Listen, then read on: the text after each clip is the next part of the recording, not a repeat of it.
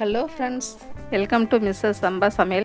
இன்றைக்கி நம்ம என்ன செஞ்சு காட்ட போகிறோன்னு பார்த்தீங்கன்னா தக்காளி சாதம் தான் செஞ்சு காட்ட போகிறேன். இது ரொம்ப சிம்பிளானது, மசாலாலாம் அதிகம் போடாமல் செஞ்சு காமிச்சிருக்கேன்.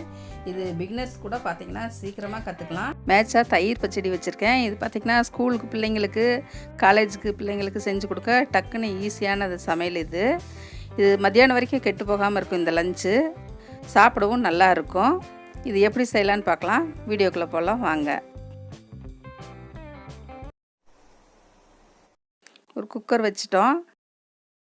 ஆயில் 3 ஸ்பூன், பட்டை 1, ஏலக்காய் 2, கிராம்பு 2, பிரியாணி இலை 1. இது எல்லாம் ஒன்றா போட்டு லைட்டாக ஃப்ரை பண்ணிக்கலாம். இஞ்சி பூண்டு பேஸ்ட் 1 ஸ்பூன் போட்டு அதையும் ஃப்ரை பண்ணிக்கலாம். அடுப்பு ஸ்லோவில் இருக்கட்டும். வெங்காயம் 2 கட் பண்ணியிருக்கோம் நீல வாக்கில். லைட் ப்ரௌன் வர அளவுக்கு வதக்கலாம். இப்போ புதினா ஒரு கைப்பிடி அளவு போட்டுடலாம். அதையும் வெங்காயத்தோடு சேர்த்து வதக்கிடலாம். கொஞ்சம் கலர் மாறட்டும். தக்காளி 4 கட் பண்ணி வச்சுருக்கோம். அதையும் போட்டு நல்லா வதக்கிடலாம். தக்காளி நல்லா வதங்கட்டும். அதுக்கு கொஞ்சம் உப்பு போட்டுக்கலாம், சீக்கிரம் வதங்கும்.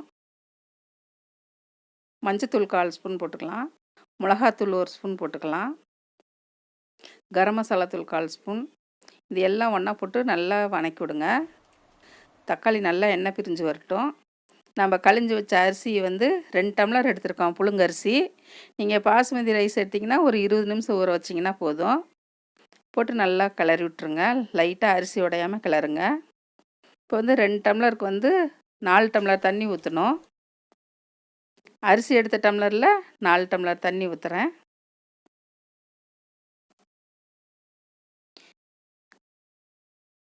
நாலு டம்ளர் தண்ணி அளந்து ஊற்றிட்டு உப்பு சரியாக இருக்கான்னு பார்த்துட்டு பத்தலைன்னா மறுபடியும் கொஞ்சம் போட்டு லைட்டாக பரட்டி விட்ருங்க அப்படியே அரிசியை.